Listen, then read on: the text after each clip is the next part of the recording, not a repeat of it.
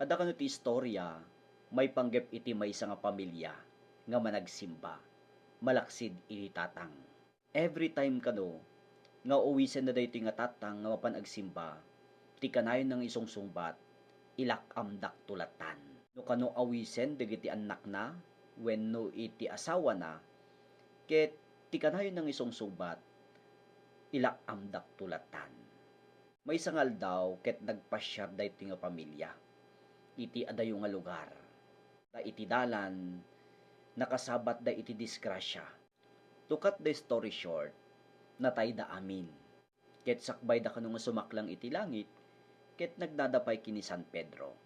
Nagtaka daytoy nga tatang, no apay nga saan nga kakuyog iti pamilya na nga sumrek ijay langit. Ket dinhamag ni San Pedro, ket amuyo ti imbaga ni San Pedro, saan ka nga madanagan? Ilak-amda kanto latan. Kabsat ko in Kristo, remember, bawal ang sabit kay Lord. Kaya hindi pwedeng sabihin, isimba mo na lang ako. Ipagdasal mo na lang ako. Pero we ourselves do not pray.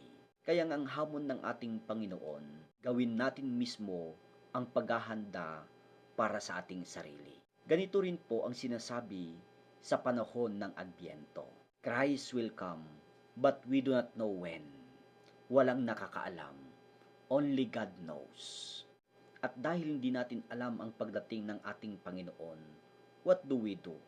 Kailangan nating maghanda dahil walang ibang makagagawa niyan para sa atin. Kaya ang hamon sa atin ng ating Panginoon, every day we must be prepared.